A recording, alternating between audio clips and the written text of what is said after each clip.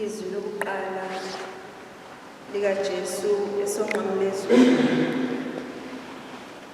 silithola lapha kuLuke 24 verse 34. Uthi Baba bathethelele ngoba bakwazi abakwenzayo. Baba bathethelele ngoba bakwazi abakwenzayo. Bazalwane, laze lalikhulu igama, laze lalikhulu lanzima igama lokuthethelela. Igama elithi thethelela noma ukuthethelela. Ngiyambuka uJesu, ngiyambuka inhliziyo yakhe. Okokuqala leli gama elithi thethelela alilula kangako singabazalwane. Akulula ukuthi uma uthethelela, ngisho ngathiwa usukholwe kangakanani, ubizwa ngani wena ebandleni lakho. Akulula ukuthi uma ngabe umuntu ekonile njengalokho kwenzeka kuJesu Kristu bese umane umthethelele nje kalula kanjalo, ukhohlwe izinto azenzile kuwena. Akulula neze. Ngiyayibuka lento, ngiyamfunda uJesu esonqameni lezulu. Maningi amazwi awakhuluma lawa ayisikhombisa.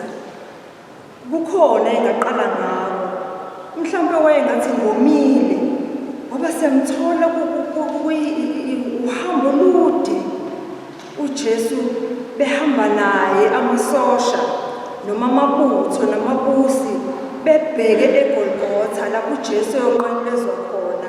Wayengasho esesesiphambanweni aqale ngokuthi ngomile. Ngiyayibuka lento ukuthi why uJesu azaqale ngokuthi Baba bathethelele. Ngiyayibuka inhliziyo kaJesu. Sengathi uthi Baba ungaze uphume umoya wami bengathethelelwanga labantu ngalento abayenza mina ebuhlungu kangaka. So akube into yokuqala enginxusa ngayo uBaba osezulwini ukuthi azabathethelele labantu nakuba ngingasekho kumhlaba. Okwesibili ngithola kuJesu, uyazikhohlwa yena, akazinaki, akazicabangeli nakancane. Engqondweni yakhe ukhona mina nawe. Siyamthola uJesu uyathukwa ngey'nhlamvu ezinzima, uyajivazwa, ufelwa ngamathe, uyakhahlela, uyashawa kabuhlungu, namazwi aphuma emlonyeni yababusi namabutho anzima, kodwa akakunaki, akakushayi indiva konke lokho, ngoba kwakumele egcineni ifezeke intando kaBaba wethu sonke. Unovalo uJesu esahamba endleleni uze ngoba phela usemntwini njengoba esemhlabeni, uze uthi Baba mangenzeka masedlule lesi sitsha, okukhombisa ukuthi naye ungumuntu ofana nathi, naye waba novalo thina bantu nathi siba nalo ngekhathi ezithize. Njalo uJesu kulobunzima obungaka ulokhu ekhuleka, ukhulekela the very same people abamjivazayo, ukhulekela the very same people abamenza konke nje abathanda ukuthi bamenze bona, kodwa ulokhu enhlizweni yakhe kunokuthi Baba bathethelele. Ngase ngiyambona uJesu umkhahlele asho ngenhliziyo athi Baba mthethelele, umfele ngamathe asho ngenhliziyo athi Baba mthethelele. Kuyinkinga uthethelela bazalwane. uyangixoxela omunye umngani wami ngelinye ilanga uthi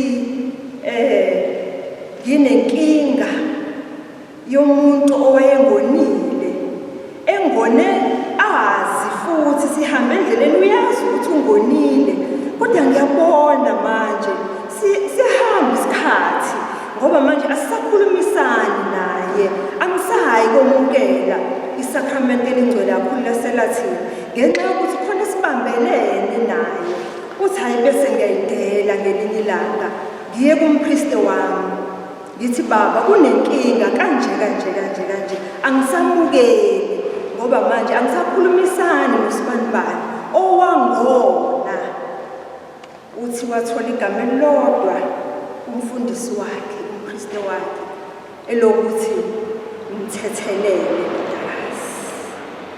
mthethelele athi lo dadewethu babakaze ezemini ezocela intethelelo athi ubaba qhubeka ngithi mthethelele noma engasayicelanga leyo ntethelelo kodwa mthethelele uthi ngenza njengobeshu baba ngamthethelela ngazixolela mina engaxolisile yena ukusukela lapho ngamkhulumisa kwabamnandi ebandleni kodwa engazange azazicela uxolo bazalwane inkulu inkonzo yokuthethelela kungakho uJesu afika kulomhlaba kungakho uJesu afa onqamlezweni inhloso kwakuwukuthi kube afele izono zami nezezwe lonke ufa onqamlezweni kabuhlungu uJesu ungenxa yezono zezwe uJesu phakathi kwami noNkulunkulu kwakufanele kwenzeke lokhu okwenzeka kuJesu kwakufanele ukuthi afe onqamlezweni ukuze isono sithethelelwe kimina ngalokho okwenzeka kuJesu onqamlezweni kwakufanele ukuze kuthethelelwe izono zomuntu asimnxuse uJesu Kristu bazalwane asimnxuse ngezikhathi zonke ukuthi asifundise inkonzo yokuthethelela kuthi noma ngabe lowo okonile ngoba siyona sikulomhlaba siyona sisothulile siyona nakuba lowo okonile engacelanga uxolo kodwa masimnxuse uNkulunkulu ukuthi asiphe leli grasi elikhulu kangaka elinzima kangaka lokuthethelela siyophila kuyaphilisa ukuthethelela uzizwa ngisho wena ulula ungathi khonto isukile kuwena mangabe umthethelelile umuntu it's either uzile kuwena ezolicela lokuxolo lolu noma akezanga bayasifundisa abapristi bethu ukuthi thethelela dlulisa ukuze uphile Jesu mnene othobile ngenhliziyo yenza inhliziyo yami ifuze yakho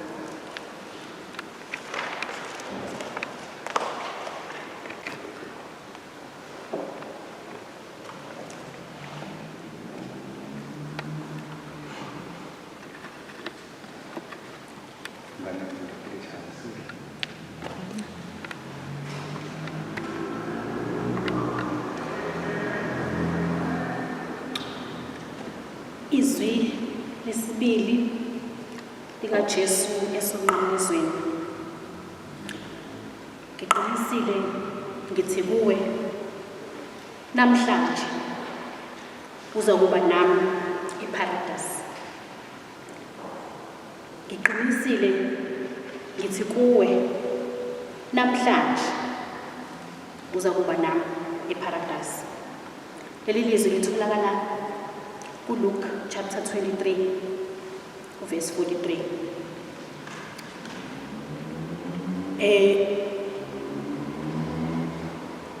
Inkulu indaba eyakhulunywa iselelesi. Ngizoyiqala eqaleni mayiqala chapter 23 ukuze ngihlangane nayo kahle la sekufika khona le ndaba le uJesu esephendula eselelesi. uthi eqeleni misaqala indaba iqala laphaya ngalesi sikhathi uJesu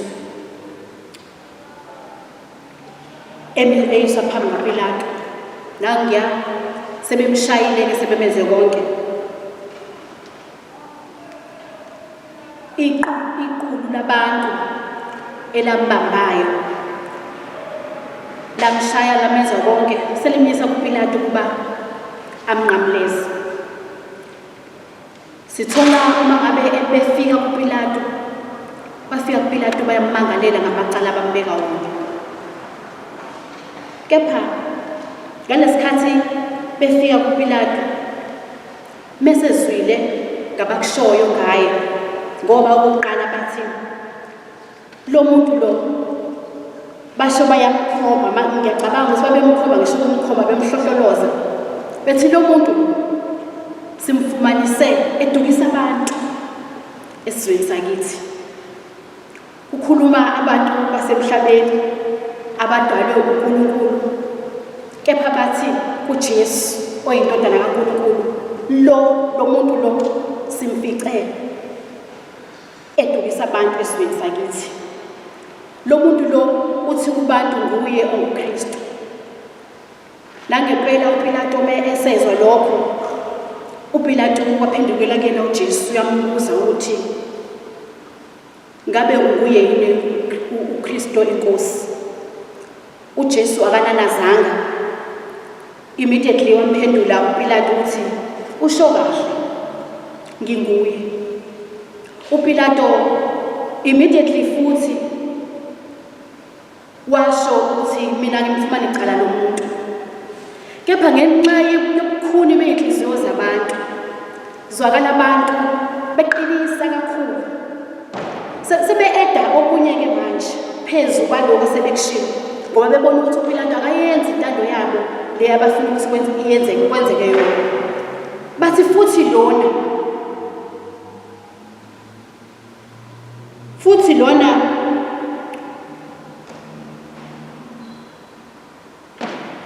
udukisa abantu uhambe evusa abantu. Lo muntu uhambe evusa abantu uhamba ebafundisa uhambe ephilisa abantu nangesikhathi engasisona. Baya-eda izinto ezomthelela ukuthi uPilato azagcine ebona kufanelekile ukuthi kumele aqayulezwe. Kepha kuwo konke lapho uPilato uyaphinda uphendula ukuthi mina ngisangimboni icala lomuntu. Bathi lo muntu uhambe efundisa abantu uhambe evusa abantu kusukela kwelaseGalile. Uyabuza uPilato kanti lo muntu usuke eGalile yini? Ungowaphi kanti lo muntu? La uPilato-ke abona khona ukuthi kusho ukuthi lo muntu usuke eGalile. Usethi no, mhambiseni uHerodi lo muntu. La uHerodi kuyena umbusa kuleyo ndawo. La ngempela ukujabula okukhulu bamthatha bamisa kuHerodi. Mabefika kuHerodi labantu uHerodi utholakala ejabule, simbona ejabule la. uHerodi ujabuliswa ukuthi ukufika kwaJesu kuba ngokwakhe wengakaze ambone ulokezwe nje ngaye nangeyimangaliso zakhe azenzayo kodwa angakaze ambone. Usejabuliswa ukuthi njengoba esembona eduze kwakhe ufisa ngazi ukuthi angabona lezi imangaliso azizwayo ngaye ezishiwo ngaye. uPilato uHerodi-ke beze labantu bazomnikeza yena bazomnikezela kuyena useyambuza naye kodwa manje sithola encwadini engcwele uHerodi yena akaqondi ngqo entweni eyodwa kodwa umbuza into imibuzo eminingi imibuzo eminingi kodwa kutholakala ukuthi akukho noyo kodwa umbuzo uJesu awuphendula kule mibuzo yakhe. Akaphendulanga nowodwa kuthiwa kwathula wasiduma. Wabe sedinwa uHerodi edinwa ukuthi akamphendule. Isifundo engisitholayo la ukuthi uJesu bese ngisirelate nempilo esiphila kuyona. Kusho ukuthi uJesu la uma ngabe umuntu uthula athi du uma ngabe uzofuna izinto eziningi kuye ubuza izinto eziningi awuqondile indaba yakho ayikho straight akufananga nakuPilato. The time ebizwa uPilato wambuza only one question. uJesu wahlala kubona wawuphendula. Kodwa lo umbuzo eminingi uJesu kuthiwa wathula wathi du. okusho ukuthini isifundo esitholayo engathi singathi mengabe nawo uJesu simbone senqamule ezweni engathi singathi masinxusa kuyena masikhuluma kuye sisho kodwa lokho okuyibona kona esikudingayo lokho siyibona okuyibona kona esikufisayo ngenhliziyo singathemelezi ingakho uJesu simthola la ethule wadinwa ke uHerodi ke dinwa yilokho ukuthi uJesu uthuleleni xa ekhuluma naye wadinwa kakhulu kangangokuthi bamjivaza ke base bembesa nengubo yengcwethi ingubo yokuchwetha bambesa yona bamphindisela kuye uPilato mabemphindisela kuye uPilato kuthiwa kahle kahle uPilato noHerodi babengazwani kwakunobutha phakathi kwabo kodwa manje sithola ukuthi ngenxa yokuthi bahlangene ngale ndaba yaJesu abanikezelana ngayo kutholakala ukuthi kusukela ngalolo suku baqala bazwana kwabakhona ukuzwana phakathi kwabo sifundani ke futhi kuloso sifundo ukuthi namanje njengoba indodana kaNkulunkulu izonqanyulezwa akube khona ke uxolo lungadaleka uthini singathi ngoba sithola la ukuthi uJesu udale ukuzwana la bekade khona ungezwana uNkulunkulu kusho ukuthi uma ngabe ngalesi sikhathi akhona amandla ukuthi angakwazi ukudala uxolo emndenini wethu njengoba siphila emhlabeni siyazi ukuthi kuyaxokozela ngendlela ezimangalisi akuzwana akukhulunyiswana akekho owaziyo ukuthi ubani onile komunye nomunye ukhona owaziyo ukuthi wonile komunye kodwa ngenxa ye-pride angakwazi ukuzehlisa komunye ayocela uxolo komunye ngenxa yomunye sabambe amagqubu komunye kudinwa ngekuxolo kepha kulesi sifundo sithola ukuthi uJesu uyakwazi ukuxazulula kona lokho uyakwazi ukwenza abantu abangazwani bagcine bezwana nansi indaba la sithola khona kuthiwa-ke kwayena futhi uHerodi akatholanga icala uJesu into ayenza kwamele wathi lo muntu mphiniseleni kuye uPilato waphindela kuye uPilato sibona-ke manje la mase bemphinisela kuPilato-ke uPilato manje sesimbone senathi siyanengeka-ke manje bese mbone sebembuyisela kuye usethi ngimtshelile mina ukuthi lo muntu ngimhlolile ngabona ukuthi alikho icala kuye ngangalithola icala kuye nangamisa uHerodi naye futhi akalitholanga icala kuye kanti nina nifunani ngempela ngoba sengiyabonile mina ukuthi alikho icala kuye phela mina ngizomshaya nje kuphela lo muntu ebese ngimkhulula engiqaphelayo la uPilato wazi kwakusho kwaba kathathu ukuthi ngizomshaya nje kuphela ebese ngimkhulula kepha tholakala still abantu okuwukuthi phakathi kwabo laba bantu okungenzeka ukuthi abanye babantu abayade bekhona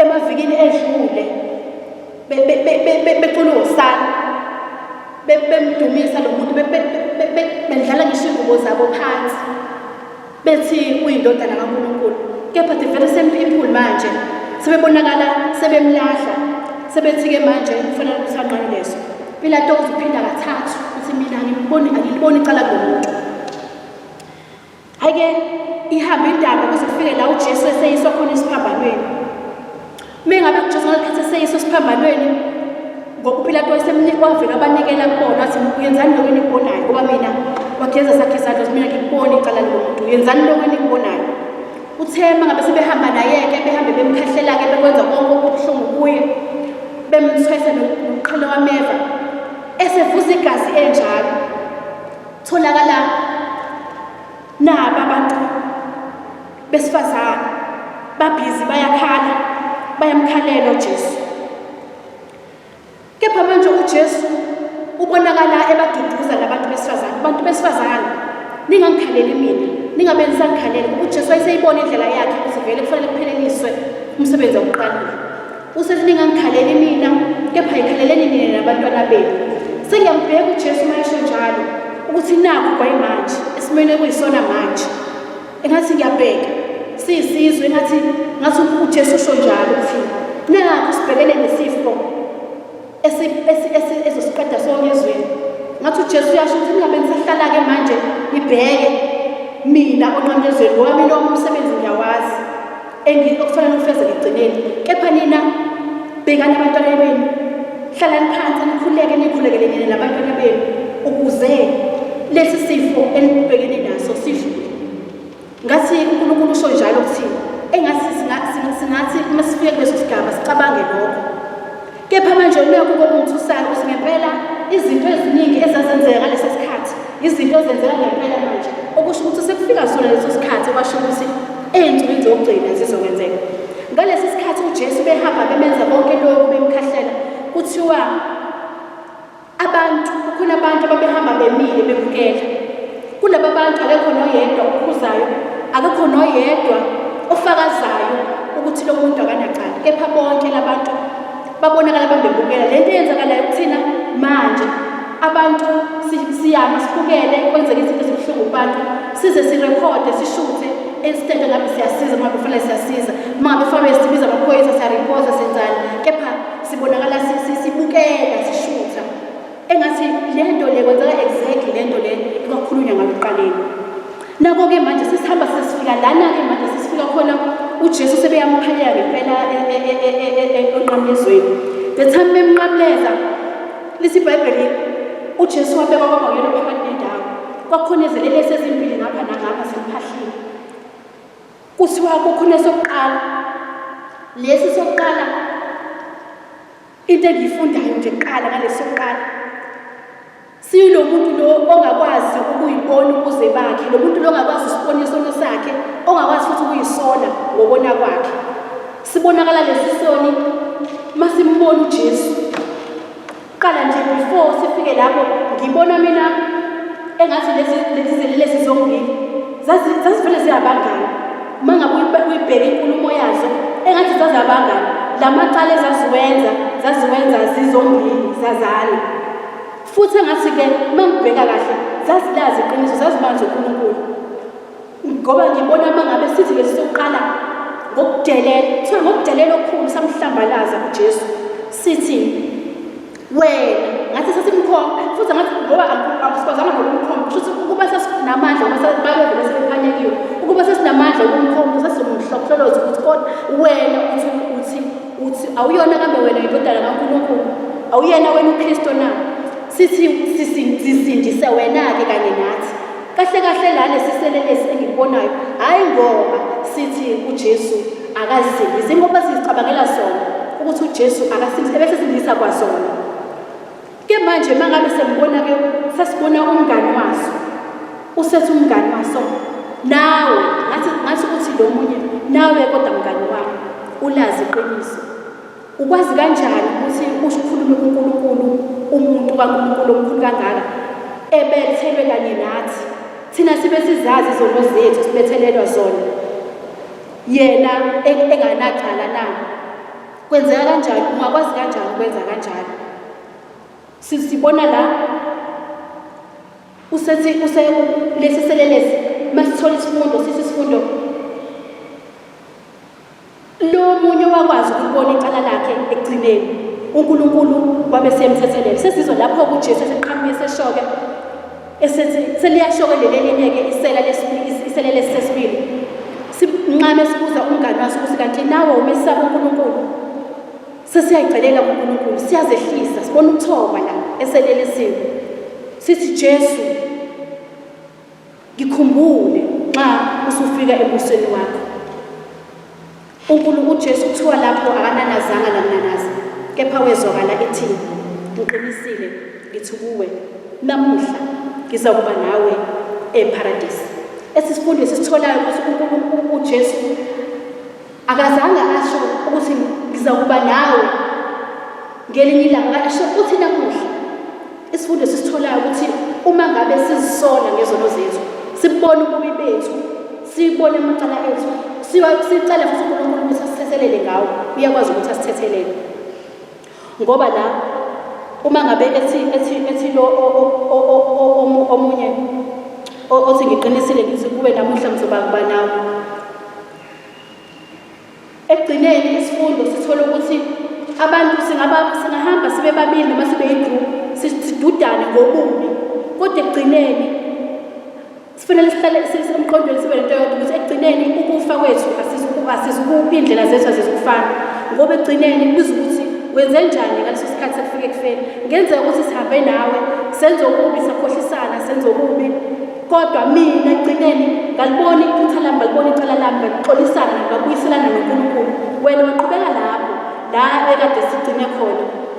Indlela zethu seziyahluka-ke manje sengicelile into ethelelo mina ngasithelelo wena ususele wena ekuthenini-ke ekuhambeni kwethu sihamba yazi ukuthi kodwa ekugcineni uzosala wedwa unecala icala lakho icala lakho akuleli lomunye umuntu kufanele uyibhekele wena ekugcineni kuwe wena uyicelela into ethelelo uNkulunkulu akekho umuntu othethelelwa ngomunye umuntu ekugcineni ungathi uNkulunkulu-ke angasisiza sibambelele ekutheni noma ngabe senze okubi kodwa ngoba uNkulunkulu lesi sifundo siyasibonisa ukuthi uNkulunkulu akasebheki izono zethu akabheki imuva lethu akabheki ukuthi siqale kanjani siqale kabi kanjani ekugcineni ubheka ukuthi siyiphethe kanjani njengoba lesi selelezi esiphethweni salo sibonile ububi bawo sakubona icala lawo sayicela into ethelelo uJesu nangempela wasinike i-assurance ukuthi noma kanjani wena uzokuba nami eparadise. Ngikudumise uJesu. Izwi lesithathu uJesu esonqamlezweni. Mame bheka indodana yakho, ndodana bheka unyoko. NgokaJohane 19 verse 26 kuya 27. Mame bheka indodana yakho, ndodana bheka unyoko. Lamazwi lawo ayishiwa uJesu ngalesi sikhathi lesi esenqamlezweni ewasho kuMaria noJohane. uJohane kwakungumfundi kaJesu ayemthanda kakhulu wayesondelene kakhulu naye. NoMaria unina webandla ocwebileyo. Labantu laba bobabili ngalenkathi esho lamazwi uJesu kubona babeseduzane kwakhe abazange bamshiya kulona lonke lolu hambo loluJesu ayebhekene nazo waze wafika onqamlezweni.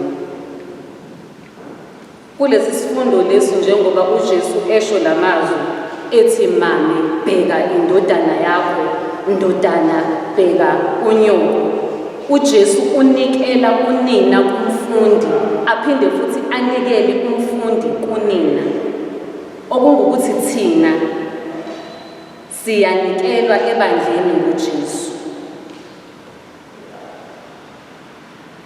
Sinikelwa kuleli bandla leli eliyisibhedlela lokuthi thina sizolashwa nguJesu. uJesu ongudokotela uqobo ozokwazi ukuthi alaphe konke okuthina ngaphakathi ebandleni elingumama.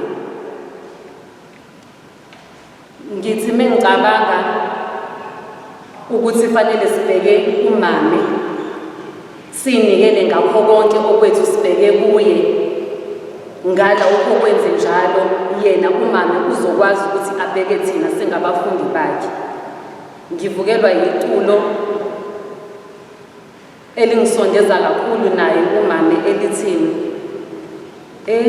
Maria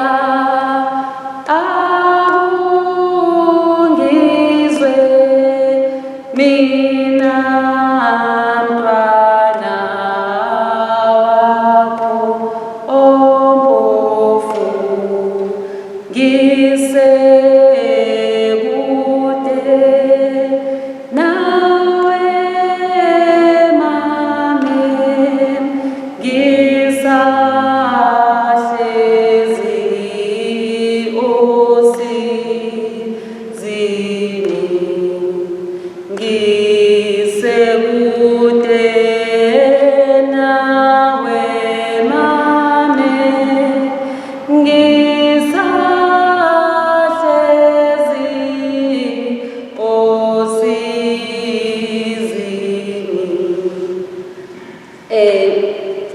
Mengisho lo mhlabeleli bazalwane kuvuka ukuthi kulesi sibhedlela lesi esikuso kuzolashwa sizolashwa la nguJesu esakramenteni eliyingcwele. Sibizelwe bazalwane ukuthi size kulesi sibhedlela ukuthi thina size kumame siye kuye kuqobo sizoletha bonke ubuze bethu sizoletha bonke ubuthakathaka bethu kuye ngoba simelene nokuthi sibheke yena umama ukuze umama akwazi ukuthi abheke thina. Ngamanye amazwi, wonke umuntu okulesi sibhedlela unokugula kwakhe. Ukugula kwethu njengoba sikhona kulesi sibhedlela akufani futhi akusoze kwafana. Kuke kuthanda ukudida-ke bazalwane uma sekuzoba khona isiguli esizozitshela ukuthi sona isigulu saso sincane kunesinye isiguli. Kuke kuthanda ukudideka uma sekuzokhona abantu abazokwazi ukuhlulela ngokuthi wena ugula kakhulu, hhayi mina ngingcono kunami. Lokho kusho ukuthi abazalwane sebelahlekelwe inhloso uJesu asinikelele yona ebandleni elingumame ukuba sizolashwa izifo zethu. Sengizohlala phansi. Uthini uJesu kuthina bazalwane uma esho lamazwi ethi mame bheka indodana yakho, ndodana bheka unyoko. Uthi kithi siyibandla njengoJohane simele ukuba sibuyisele ngokunikelela izidingo zebandla esilashwa kulo. Makadunyiswe uJesu Kristu.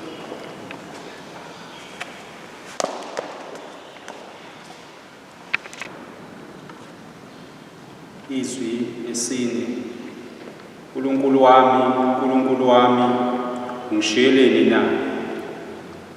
Leli zwi litholakala encwadini ngokuloba komvangeli uMathewu chapter 27 verse 46. Bazalwane, ngalesikhathi siphakamisa amehlo ethu sibuke esiphambanweni, sibona indodana yomuntu ikhala ithi uNkulunkulu wami, ungishiyeleni na? Siyamangala ngoba uJesu uma ekhala ngoNkulunkulu wakhe, siyazibuza ukuthi ngemfundiso yethu sazi ukuthi naye ngoba unguNkulunkulu wethu uJesu. Ngiyahamba bathandekayo ngamehlo moya, ngiya kobaba bebandla bemchaza uJesu eNisiya ngonyaka 25. Baphuma negama lesiGriki homoousios okuchaza ukuthi he is consubstantial with the Father, which means uqobo lunye noyise uJesu ebuNkulunkulwini, uNkulunkulu lokamzala naphakade. Uyindodana yakhe ayizele, asikho isikhathi engazange abe khona, ebengazange ngabe khona uyise nendodana. Lokudlelwano kukaNkulunkulu uyise noJesu siyazibuza sibheke esiphambanweni uJesu mase ethi uNkulunkulu wami ungishiyelani na? Siyakhumbula ukuthi ngelinye ilanga uDavide inkosi yaloba Mahubo chapter 22 ihubo likaMesiya eprofetha ngokuhlupheka kwenceku noma kwesikhonzi senkosi. Yasho lamazwi inkosi uDavide ehubweni chapter 22 yathi uNkulunkulu wami ungishiyeleni na? Yaqhubeka-ke esiqondayo ukuthi uJesu mesho lamazwi usho wonke amazwi ashiwe kule hubo likaDavide ekhala njengesikhonzi. Sizibuka kulamazwi kaJesu thina bantu abasemhlabeni njengesikhonzi ezihluphekayo, ikakhulukazi ngalesikhathi izwe limile ngci, sihlaselwe isifo, sibalekile sayocasha, kodwa singacashile ngoba sinovalo, kodwa ngenxa yokuthi silalela imiyalelo yabasiphetheyo, kodwa ey'nhliziyweni zethu sinako ukuthi nathi njengesikhonzi zikaNkulunkulu ezihluphekayo siyakhala kanye nenkosi ngalesikhathi. Njengesikhonzi ezihluphekile sizihlanganisa noJesu ngalesikhathi enqamlezweni sithi uNkulunkulu wami ungishiyelani na? Kuyenzeka uma umuntu esesizini olunzima azibone engathi uNkulunkulu umshiyile. Kuyenzeka uma ngabe umuntu mhlambe eshonelwe noma kulesikhathi esikusona abantu abaningi balahlekelwe izinto eziningi zabo, osomabhizinisi balahlekelwa amaprofits, abanye balahlekelwe imisebenzi, silahlekelwe izinto ezihlukahlukene kulesikhathi salesifo. sibuka engathi uNkulunkulu akekho, usishiyile, siyamemeza. Ithi le hubo likaDavide chapter 22 kuverse 8 ithi bonke bayangibuza bathi ubethembe enkosini ayimkhulule phela imsindise mayimthanda. Lisho njalo izweke bathandeka nakuthina ngalesikhathi lithi bhekana amakhulu abalekile acashile endlini bayasihleka nathi njengalesikhonzi bathi abasayingane emasontweni abambizi ngani uNkulunkulu. Siphucwe bazalwane okwethu, saphucwa igugu lethu, saphucwa iphasika nemfihlakalo yethu yokusindiswa kwethu. Kwathiwa sihlale emakhaya ngenxa yesimo. Sisakhala uNkulunkulu sithi uNkulunkulu wami usishiyeleni na? Into engiyithandayo ngaleli hubo lithi uNkulunkulu wami, lo okhalayo noma eqonda ukuthi ushiwe kodwa akupheli enhlizweni ukuthi uNkulunkulu unguNkulunkulu wakhe. Ubudlelwane sibona phakathi kaNkulunkulu noJesu bokuthi bamunye, baloqobo lunye. Nathi siyasibona kuJesu nakuNkulunkulu ukuthi simunye nathi noNkulunkulu. Pho uNkulunkulu angasishiya kanjani? uNkulunkulu uthembisile ngamazwi abaprofethi wathi akawusoza sishiya. Ngelinye ilanga uPaul eshumayela endaweni yase-Athens waphinde wabaqinisekisa wathi kungaye siyaphila siyanyakaza. We hold our being in him, through him we exist. So uNkulunkulu angeke asishiye. Aphinde futhi umpostoli Paul encwadini yamaHebheru chapter 13 verse 5 athi uthembisile wathi angeke ngikushiye. Siyakholwa lokhu nangalesikhathi njengabantu abanobudlelwane noNkulunkulu ukuthi umdali wethu wasiphumba wasiphefumulela sinokuphila kaNkulunkulu kuthina simunye njengoba uJesu emunye uyise nendodana bemunye. Nathi sisibona uNkulunkulu ukuthina nokuba ne-existence yethu siyibona eNkulunkulu. Ingakho sinalokukholwa nangalesikhathi singaphelelwa ithemba bazalwane. uNkulunkulu khona uyaphila futhi ngeke asishiye, akukho kuzolahleka. Asikholwe kuye njengoba ethembisile encwadini yakhe esezohamba chapter 14 verse 6 wathi indlela neqiniso nokuphila angeke asishiye thina nje kuphela mesikholwa kuye. Makadunyiswe uJesu Kristu.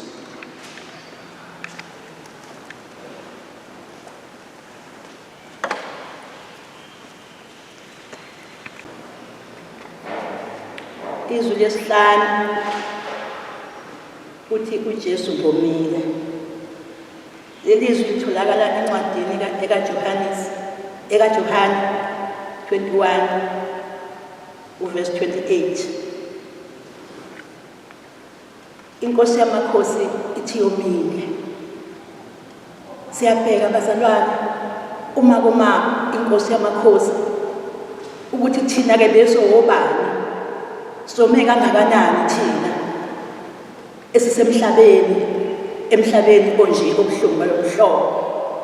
Uma esesiphambanweni kuJesu ezikhalela ethomile kwakunzima ngohlobo olumangalisayo. Uma ekhala kangaka kuJesu enamandla onke engakuqeda ngesikhathi esincane kangaka lokho koma, thina ke besiyini lapho? Ake sizibhekeni ukuthi uma sifikwa ukoma somela kuphi. Ngifisa ukuphinda nje ngithi ukuhlehla kancane ngencwadini ikaLuka 21 uverse 34 no-36 lapho ethi khona xwayani ukuba izinhliziyo zenu zingasindwa ngokumiza nokudakwa nokunaka okwakulokuphila. Lunuzume lolo suku ningazelele. Atu 36 ngakho-ke lindani ngesikhathi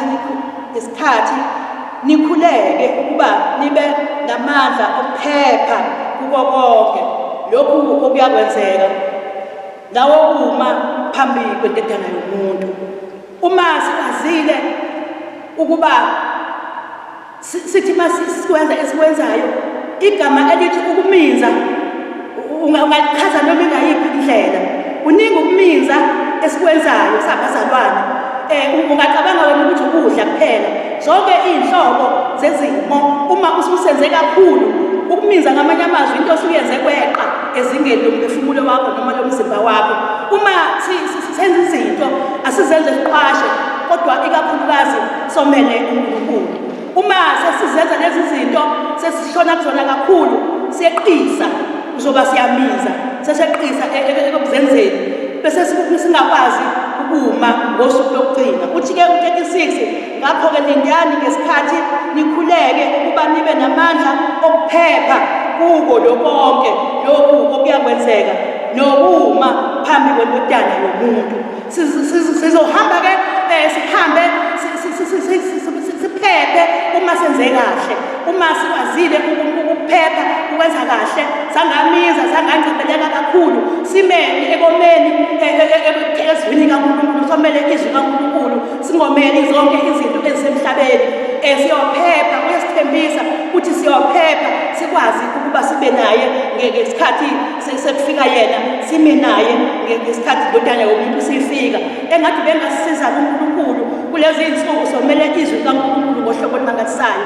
Asikwazi ukuya ezinkonzweni zivaliwe izinkonzo isikhathi esikhulu kangaka sephasika, engathi besingathi sihleli naphakathi emakhaya, kodwa sibe simile ezwini kaNkulunkulu, sime somele izwi kaNkulunkulu, singomeli noma yini engase qhamuke okwenama, somele izwi kaNkulunkulu khona ngamunye. Ngiyahlupheka baba kakhulu enhlizweni yami ngoba izikhuni esisodwa asivuthi, izikhuni zeyifune ihlangane ukuze kwazi ukuthi kuvuthe ilangabi lomlilo lephambili. Uma siqaqene ngalolu hlobo, inhliziyo yami ibuhlungu hlobo olumangalisayo, singasakwazi ukukhuleka sikanye, kodwa-ke asisho lutho, sisezweni, sibakhulekele nabo abasiphethe ukuthi inkosi yami nabo bakhuleke kuze kuthi ngelinye ilanga nezifo noma ifika kodwa zike zingasigubezeli makadini Yesu Kristu.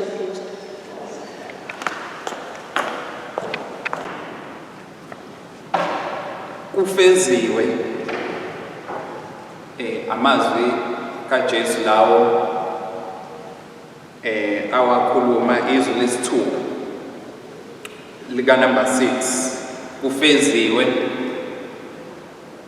amanye ama-translation athi kuphelelisiwe, ngamanye amagama sekwenzeke konke, akusekho nokugodwa okushodayo. Uma ngabe ngisalandela le ndaba ukuthi usho kanjani Jesu uthi kufeziwe, yini lefeziwe? Ngifunda incwadi ka-Isaya umprofethi uchapter 53 uverse 5 uthi,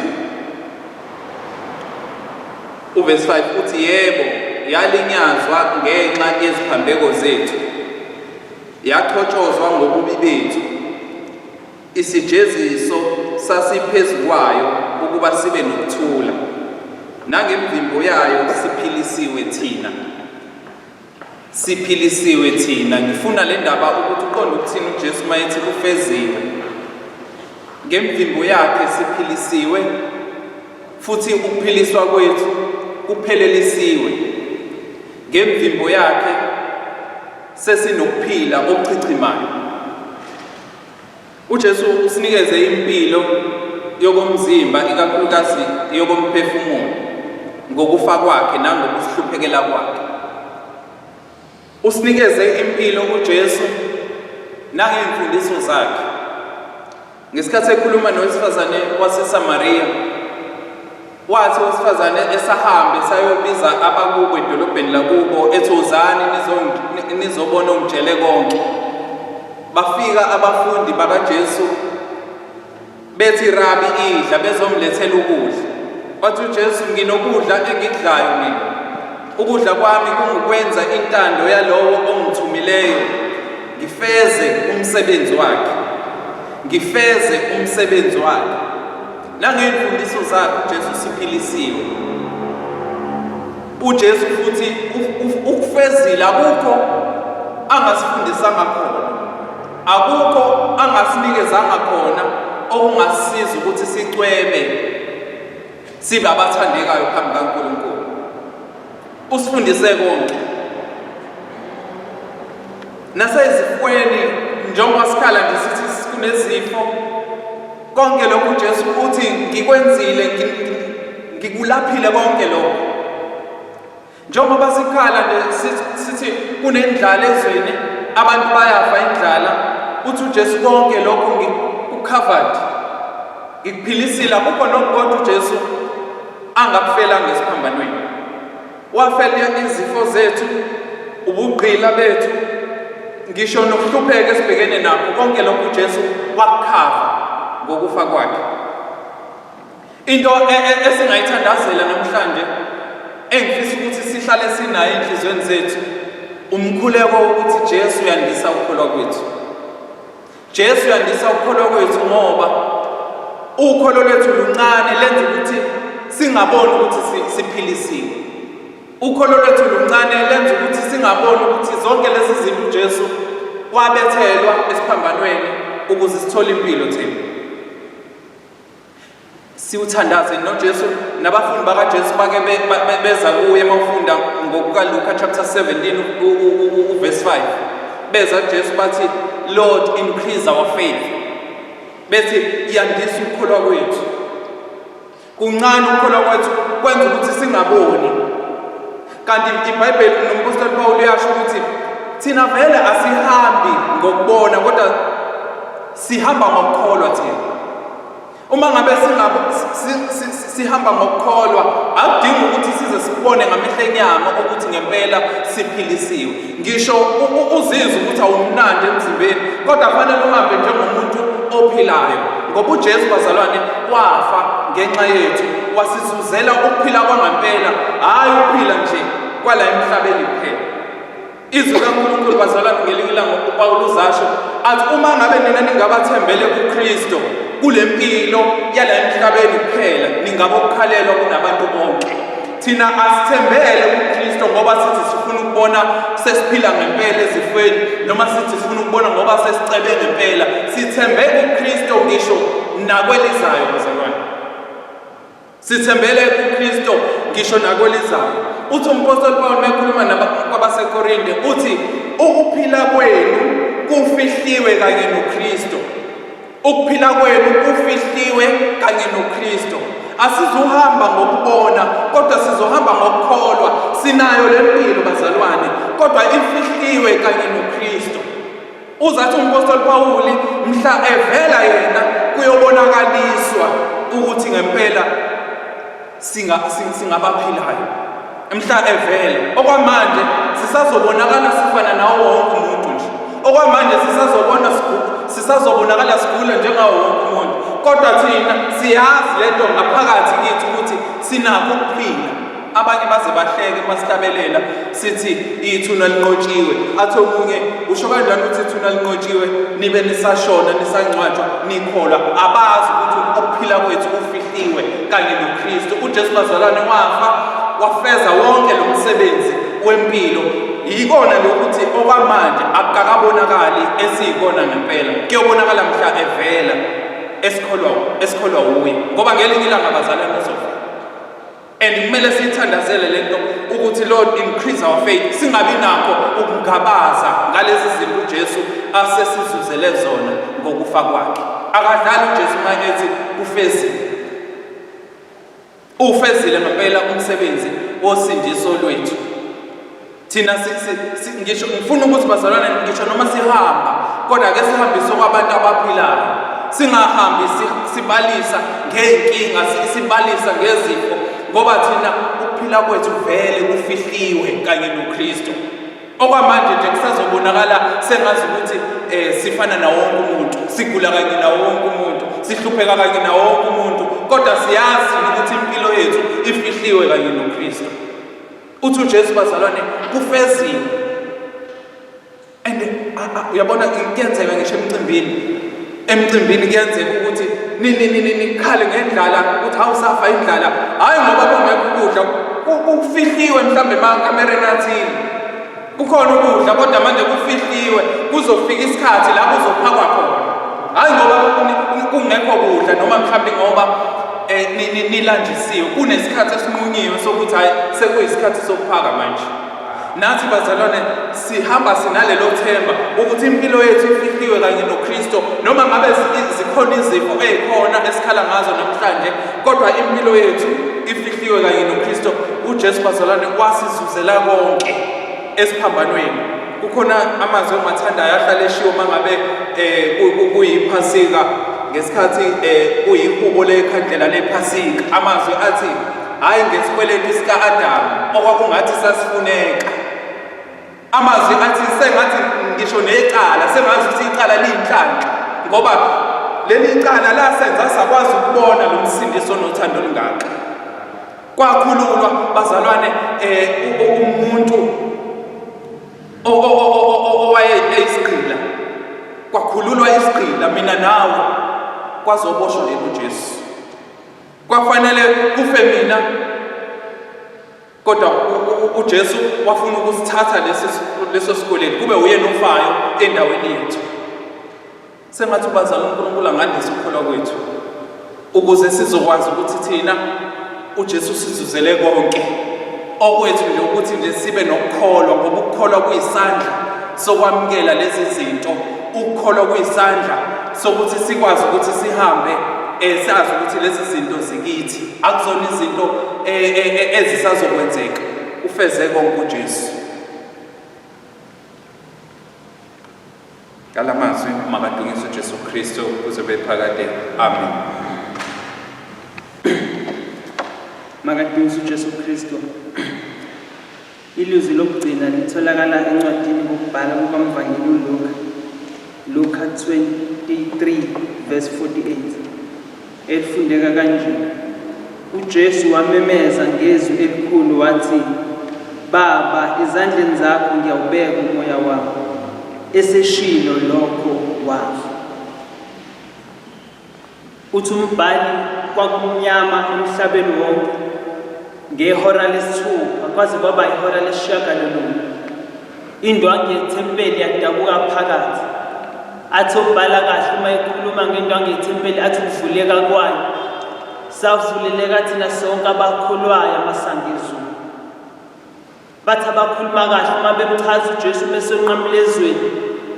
Wayengenasimo namuhla ubasibuke, wayedeleliwe washiywa ngabantu. Wayengabukeki ngenxa yokubana amasosha ayihambe emshaya indlela yonke. Ufika nje onqamula ezweni akasabonakali. Azathi umebhala kahle ngangimumbi ngase ngasabuke ngangifana nempethu.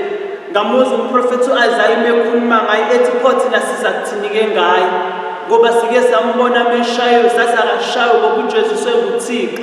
Sathi akashawe ngoba kungenxa yemisebenzi yakhe esenqamula ezweni kanti hayi ngemvimbo yakhe thina siyaphiliswa. uJesu mesho lamazwi ethi, Baba, ezandleni zakho nginikela umoya wami. Kwakungumthetho wamaJuda ukuthi ingane uma isizolala ubaba wayo eze embhedeni leyo izothi ingane uma isicimeza ivala amehlo besithi, Baba, njengoba nje ngilala ngicela umphefumulo wami ukubeka kuwena so that ngizophepha ubusuku bonke. Ngamanye amazwi uJesu mesonqamula ezweni kuyavuka ubuJuda kuyena ukuthi naye kukhona ophethe impilo yakhe. Yakhumbula umhlabeleli esethi noma kungaba nje kodwa ukhona ophethe impilo yakhe. Kwakungumthandazo wamaJuda of course ukuthi ingane mayisizolala ithi, Baba, njengoba sengilala nje ngibeka impilo yami so that ubusuku bonke izogadwa nguwe. uJesu bazalwane bami uyamthemba uMaria ngoJohane. Ushilo kanjalo kade eshizwe lesithathu. uJesu uyamthemba uMaria, uyamthemba uJohane ngoMaria, futhi uJesu uyamthemba uMaria ngoJohane. Kodwa uJesu uyaqonda into yokubana uma esesonqamula ezweni impilo yakhe akanakuthemba umuntu ngayo ngaphandle kwaNkulunkulu. Yingakho uma esesonqamula ezweni athi, Baba, ezandleni zakho ngiyawubeka umphefumulo wami, because uma esesonqamula ezweni akasabacabanga abantu ngoba ingozi yethu uma sesisendlwini sikhumbula abantu. Kodwa uJesu namhlanje uthi uma esesonqamula ezweni athi, Baba, ezandleni zakho ngiyawubeka umphefumulo wami. Uyazi uJesu ukuthi izandla zabantu zimlethe down. Usonqamula ezweni nje uPilato uhlulekile ukubana amseve ukuthi angayonqamula ezweni. Usonqamula ezweni nje amasosha amkhaphelile azafika onqamula ezweni. Usonqamula ezweni nje uphethe umphikile iqhude elingakakhali kathathu. Uyaqonda into yokubana usonqamula ezweni ngenxa yezandla akade eyithembile all along izona ezimenze wabasonqamula ezweni. Yingakho uma esesonqamula ezweni akhumbule ukuthi khona izandla engathi ngisho ngiwela kuzona ngeke zingiphoxe compared to izinto engizenziwe ngabantu. Athi uma esesonqamula ezweni athi, Baba, ezandleni zakho ngiyawubeka umphefumulo wami. And if I were to give the theme yale nkulumo yanamhlanje, never rely on friends, because friends change when they meet new friends. Ungathembeli kubangani ngempilo yakho, because abangani othembele kubona bayashintsha uma sebehlangana nabangani abasha. Uma ngase nginikeze ithimba bengasho kanjalo ukuthi ungathembeli kubangani, noma izinto zingaba zinhle uzobadinga of course, kodwa azi ukuthi uzohamba nabo, kodwa when it comes to impilo yakho uzuyinikele kuNkulunkulu ongasideli nanini. Ngamuzwa umpostoli Paul umekhuluma ngoJesu esenqamlezweni, wathi siyawiswa nxa zonke sishawe nasedongeni kodwa sidangali. Usonqamlezweni nje uthi umbhali akasabukeki. Ngakhumbula umpostoli Paul umekhuluma encwadini kaNkulunkulu athi nize ngabasaba babulali benyama bengenamandla ukubulala umphefumulo. Wathi umehlele ezansi uma lo muntu angaphandle efa, kodwa lona ngaphakathi wenziwa kabusha. uJesu mesho lamazwi ethi baba bathethelele ngoba bakwazi abakwenzayo. Ukhumbula amazwi akasho baba omkhulu wakhe uDavid. Uthi uDavid uma izinto zenzeka kuyena kuMahubo 31 verse 5, uthi uDavid umekhuluma ngezandla, uthi verse 1, uthi verse 2, bheka kimi indlebe yakho ungophule masinyane, ube yidwala eliqinileyo kimi, indli yenqaba yokungisindisa. Athi verse 3, ngokuba wena uyidwala lami inqaba yami, ngenxa yegama lakho uyangihola ungiqondisise. Athi verse 5, uNkulunkulu kaDavide athi ngibeka umoya wami esandleni sakho, uyakungihlenga Jehova uNkulunkulu othembekayo.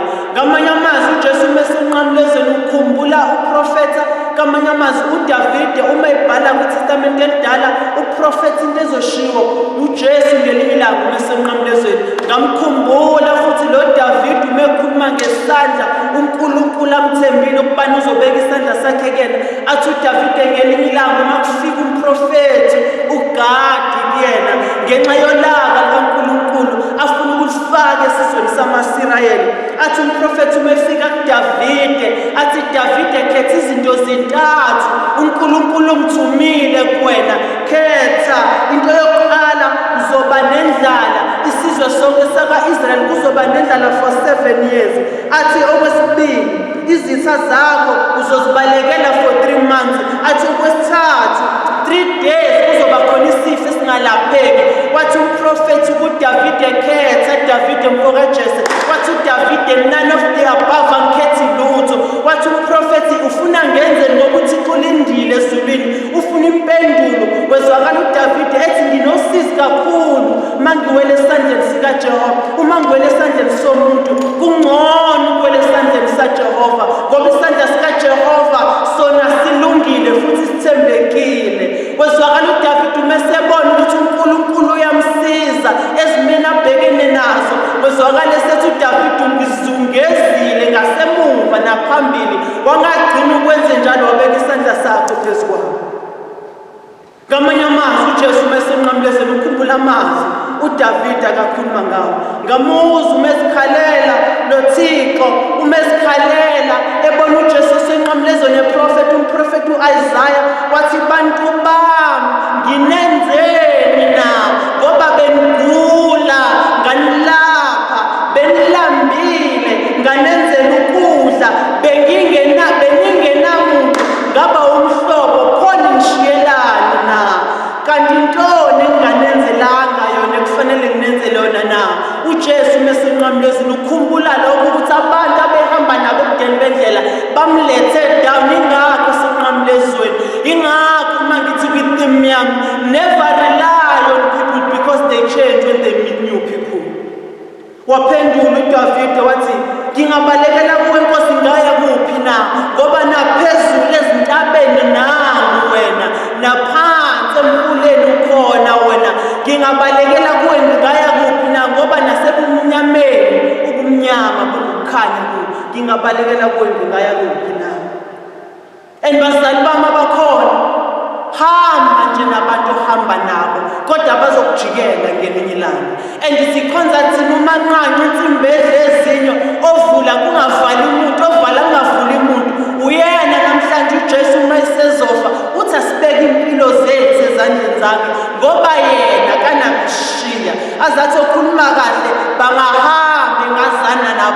ukhona ophethe impilo yami. Noma izinto zingangalunga namhlanje, kodwa usungasuki ukubeka isandla sakho kuNkulunkulu. Ngoba uNkulunkulu umtshela inkinga yakho namhlanje, akanakuthatha inkinga yakho ayitshela abantu, kodwa abantu sibatshela inkinga zethu bayahlekisa ngey'nkinga zethu. That is why ngithi namhlanje, never rely on people because they change when they meet new people.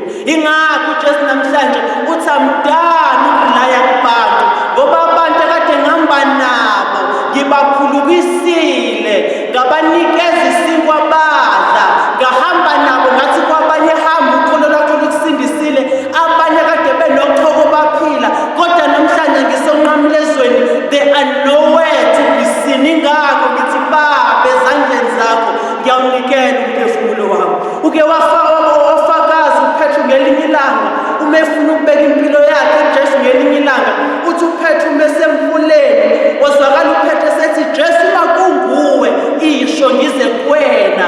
Wasibamba ngamanye amazwi uPetru wasibona isandla sikaJesu, wasibamba ngehlo kamoya, wathi uma esibambile uPetru wasondela kuJesu, wathi uJesu, woza Petru, wasibamba isandla sikaJesu uPetru ngomoya wengqondo, wasibamba uPetru, kanti inkinga izokhonakala uPetru mesebuka amanzi angabuki kuJesu. Wafuna ukucwila uPetru, ngoba sometimes sibuka izinto singambuki umphathi wezinto. Sometimes sibuka izinto bese sikholwa ukuthi nakuba kunjalo kodwa ukhona ophethe impilo yethu. I-advice yami uma senizohlala phansi, singahamba nabantu esihamba nabo, kodwa size singakhohlwa ukuthi abantu bayajika endleleni. Ingakho namhlanje uJesu athi ngikhathele ukurelaya kubantu namhlanje, kodwa impilo yami ngiyayinikela kulowo ongaziyo ukuthi ngeke azangilahle, ngoba ngiyazi uma impilo yami isezandleni zikaThixo sezulwini, impilo yami iphephile. Noma kungenzeka njani, noma ngafika umuntu ambuze ngempilo yami, kodwa ngiyazi uma ekuye impilo yami iphephile.